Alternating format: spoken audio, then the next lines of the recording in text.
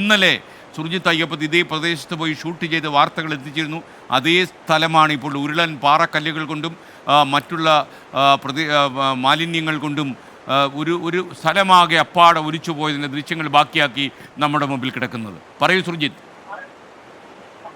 S സൂചിപ്പിച്ച പോലെ തന്നെ ഞാൻ ഇന്നലെ എത്തിയ സ്ഥലം, ആ സ്ഥലം ഇന്നില്ല എന്നുള്ളതാണ് ഏറ്റവും ദുരന്തമായ വാർത്ത. മാത്രമല്ല, ഇന്നലെ ഒരുപാട് പേരുടെ പ്രതികരണങ്ങൾ നമ്മൾ എടുത്തിരുന്നു. ഈ മേഖലയിലെ ഒരുപാട് പേർ അവരുടെ അനുഭവങ്ങൾ പങ്കുവച്ചിരുന്നു. പ്രത്യേകിച്ച് ഈ പ്രദേശത്തുള്ള ഈ പുഴയുടെ തീരത്ത് വസിക്കുന്ന ആളുകളുടെ പ്രതികരണമാണ് നമ്മൾ എടുത്തത്. അതായത് ഈ പാലം നിൽക്കുന്ന പ്രദേശത്താണ് നമ്മൾ ഒരു തത്സമയ സംരക്ഷണം നൽകിയത്. അതിനുശേഷം നേരെ പോയത് ഈ പുഞ്ചിരിവട്ടം എന്ന് പറയുന്ന ഈ മുണ്ടക്കൈ പ്രദേശത്തേക്കാണ്. പാലം മുറിച്ചു കടന്ന് നേരെ മുണ്ടക്കൈ എന്ന് പറയുന്ന പ്രദേശത്തേക്കാണ് നമ്മൾ പോയത്. ആ പ്രദേശത്ത് പൂർണ്ണമായ രീതിയിൽ തന്നെ ഈ പുഞ്ചിരിമട്ടത്തെ ദൃശ്യങ്ങളും അവിടുത്തെ കാഴ്ചകളും എല്ലാം തന്നെ നമ്മൾ പ്രേക്ഷകർക്ക് മുമ്പാകെ എത്തിച്ചു. ആ സ്ഥലത്തെ മനുഷ്യരാണ്. അവരെ വിളിച്ചപ്പോൾ ഫോൺ വിളിച്ചാൽ കിട്ടാത്ത ഒരു സ്ഥിതിയുണ്ട്. ഇവിടെ പലയിടങ്ങളിൽ നിന്ന് ഇപ്പോൾ മൃതദേഹങ്ങൾ കണ്ടെടുക്കുന്നു. പ്രത്യേകിച്ച് ഇപ്പോൾ ഇതിനപ്പുറത്തുള്ള അട്ടമല പ്രദേശത്ത് നിന്ന് മൃതദേഹങ്ങൾ വന്നടിയുന്നു എന്നുള്ള തരത്തിലുള്ള വിവരം കൂടി നമുക്ക് ലഭ്യമാവുകയാണ്. അത് സ്വാഭാവികമായും മുണ്ടക്കൈ പ്രദേശത്ത് ഉണ്ടായിട്ടുള്ള ഉരുൾപൊട്ടലിന്റെ ഭാഗമായി വന്നിട്ടുള്ള ഒരുപക്ഷെ അങ്ങനെ വന്ന മൃതദേഹങ്ങളാകാനുള്ള സാധ്യതയുണ്ട് എന്നുള്ള തരത്തിലാണ് ആളുകൾ പറയുന്നത്.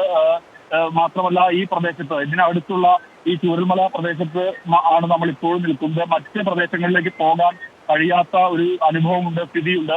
മറ്റ് ഒരു പ്രദേശത്തേക്കും ഇവിടെ നിന്നും പോകാൻ കഴിയില്ല. കാരണം ഒന്നാമത് പാലമില്ല. അതുകൊണ്ട് തന്നെ ഈ മുണ്ടക്കൈ പ്രദേശത്തിന്റെ പൊതുസ്ഥിതി എന്താണ് എന്നുള്ളത് ആളുകൾക്ക് മുമ്പാകെ പങ്കുവെക്കാൻ കഴിയുന്നില്ല. ചില ആളുകൾ നൽകുന്ന വിവരം മാത്രമാണ് നമുക്ക് പ്രേക്ഷകർക്കായി കൈമാറാൻ കഴിയുന്നത്. വലിയ വ്യാപ്തിയുണ്ട് ഈ മുണ്ടക്കൈ ഭാഗത്തെ ഉരുൾപൊട്ടലിന്റെ പ്രഭവ കേന്ദ്രത്തിന് എന്നുള്ളത് തന്നെയാണ്. അതിന്റെ സമീപത്ത് ധാരാളം വീടുകളുണ്ട്. ഏറ്റവും പ്രധാനപ്പെട്ട ഒരു ആശ്വാസകരമായ വാർത്ത എന്ന് പറയുന്നത് ഈ വെള്ളാർമലയിൽ ഇന്നലെ ദുരിതാശ്വാസ ക്യാമ്പ് പ്രവർത്തിച്ചിരുന്നു. ആ ക്യാമ്പിൽ 14 കുടുംബങ്ങളാണ് ഉണ്ടായിരുന്നത്. അവർ വൈകിട്ട് 1 മണിയോട് കൂടി തന്നെ ഇവിടെ നിന്നും മാറി താമസിക്കൂ എന്നുള്ള തരത്തിലാണ്. ഈ മഴപ്പെയ്ത്ത് തുടരുന്ന സാഹചര്യത്തിൽ അവർ മാറി താമസിക്കാൻ സന്നദ്ധരായെന്നതാണ്. അപ്പോൾ ആ കുടുംബങ്ങൾ സ്വാഭാവികമായും അവർ ഇതിനകത്ത് ഈ കെടുതിയിൽ അകപ്പെട്ടിട്ടുണ്ടാകില്ല എന്നുള്ളത് ആശ്വാസകരമായ വിവരമാണ്. ഇത്രയും സമയം ഇപ്പോൾ ഈ വയനാട്ടിലുണ്ടായ ദുരന്തത്തിന്റെ ആകാശ ദൃശ്യങ്ങളാണ് പ്രേക്ഷകർ ഇപ്പോൾ കാണുന്നത്. ഈ ദുരന്തഭൂമി, ഒലിച്ചുപോയ ദുരന്തഭൂമിയുടെ ചിത്രം ഈ ഹെലികാം വിഷ്വലിൽ കാണുകയാണ് നിങ്ങൾ. ഇതിൻ്റെ ആകാശ ദൃശ്യങ്ങളാണ് 24 ഇപ്പോൾ പുറത്തെത്തിക്കുന്നത്. പ്രിയപ്പെട്ട പ്രേക്ഷകരെ, എല്ലാവിധമായ വാർത്താവിനിമയ സംവിധാനങ്ങളും പലയിടങ്ങളിലും തകർന്നു കിടക്കുകയാണ്. അതുകൊണ്ട് തന്നെയാണ് ഈ ആകാശ ദൃശ്യങ്ങൾ പ്രേക്ഷകരിലേക്ക് എത്താൻ താമസിച്ചത്. നിങ്ങൾ കാണുന്നത് പോലെ മേഘാവൃതമായി മൂടിക്കെട്ടി നിൽക്കുന്ന വയനാടിന് കീഴെ ദുരന്തം പെയ്തിറങ്ങി എന്നതായിരുന്നു യാഥാർത്ഥ്യം. ഈ ദുരന്തം ഉരുൾപൊട്ടലായി പെയ്തിറങ്ങിയ നേരം ഒരുപാട് മനുഷ്യർക്ക് ജീവഹാനി നഷ്ടപ്പെട്ടു. ഔദ്യോഗികമായി സ്ഥിരീകരിക്കുന്ന കണക്കിനപ്പുറം കുറച്ച് ആളുകൾക്ക് കൂടി ജീവഹാനി നഷ്ടപ്പെട്ടിട്ടുണ്ട് എന്നാണ് അവിടെ നിന്നുള്ള പ്രദേശവാസികൾ നമ്മോട് പറയുന്നത്. എന്തായാലും ഭീതിജനകമായ ഒരു അന്തരീക്ഷമാണ് ഇപ്പോൾ വയനാട്ടിൽ നിലനിൽക്കുന്നത്. സുർജിത്ത് അയ്യപ്പത്ത് തുടരുകയാണ്. പറയൂ സുർജിത്ത്.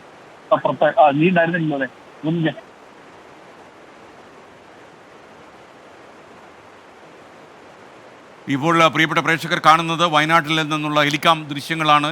നമ്മൾ ഈ ആകാശ ദൃശ്യങ്ങളിലൂടെ ഈ ദുരന്തത്തിൻ്റെ വ്യാപ്തി നിങ്ങൾക്ക് മനസ്സിലാക്കുന്നത്. ഒരു പ്രദേശം മുഴുവൻ ഒഴുകിപ്പോയതിൻ്റെ ചിത്രമാണ് നമ്മൾ കാണുന്നത്. പല ആളുകളും ഇപ്പോഴും അവിടെ കുടുങ്ങിക്കിടക്കുന്നു എന്നാണ് വാർത്തകളിൽ വരുന്നത്. സുർജിത്ത് അയ്യപ്പത്ത് വീണ്ടും നമുക്കൊപ്പം ചേരുകയാണ്. പറയൂ സുർജിത്ത്, വിശദാംശങ്ങൾ.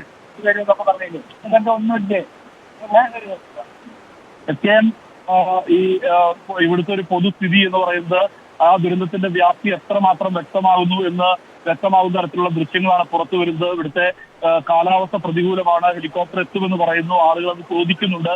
ഹെലികോപ്റ്റർ എന്താണ് എത്താത്തത് ഉൾപ്പെടെയുള്ള കാര്യങ്ങൾ ആളുകൾ ഉന്നയിക്കുന്നുണ്ട്. അത്തരം കാര്യങ്ങളിൽ ആളുകൾ ആശങ്കകൾ പങ്കുവെക്കുന്നുണ്ട്. എന്തായാലും മന്ത്രിതല സംഘം ഇവിടേക്ക് പുറപ്പെടുന്നു.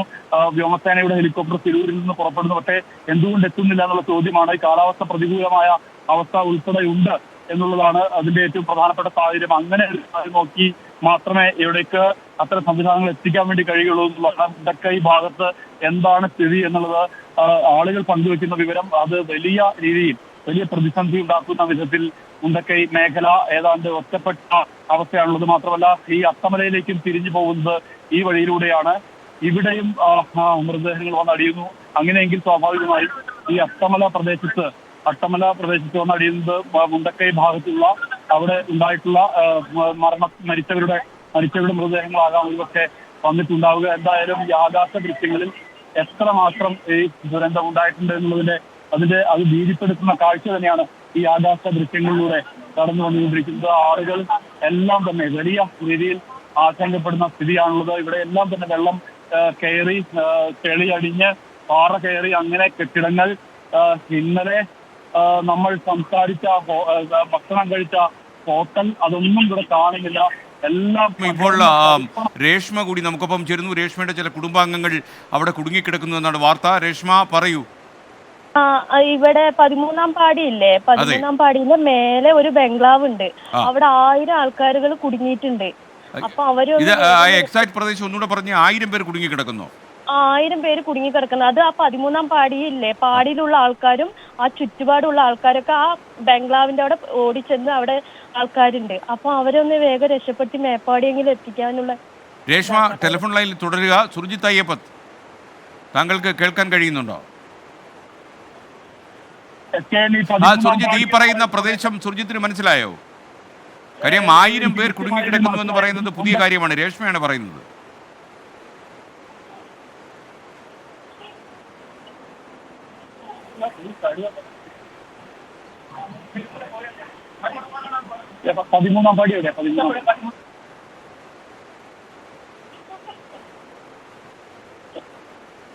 രേഷ്മ, ഈ 13-ാം പാടിയിലുണ്ടായ ഈ സംഭവം പുറത്ത് അറിയിക്കാൻ കഴിഞ്ഞിട്ടില്ലേ ഇതിനകം?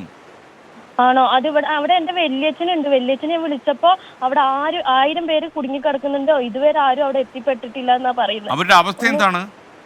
അവര് സേഫാണ്, പക്ഷെ അവിടുന്ന് ഇങ്ങോട്ട് എത്തിക്കണം. അവിടെ നിക്കാൻ പറ്റുന്നില്ല, അത്രയും ആൾക്കാർക്ക് അവിടെ നിക്കാൻ പറ്റുന്നില്ല. ചെറിയ ബംഗ്ലാവാണ് അത്. ഈ 13-ാം പാടി എന്ന് പറഞ്ഞ ചൂരൽമലയ്ക്ക് അടുത്തുള്ള സ്ഥലം തന്നെയാണോ? ആ ചൂരമല പറഞ്ഞ അട്ടമല പോണ വഴിന്റെ അവിടെ പാലമുണ്ട്. 13-ാം പാടി എന്ന് പറയുന്നത് ചെറിയ പാലം, അവിടുന്ന് അങ്ങോട്ടുള്ളതാണ്.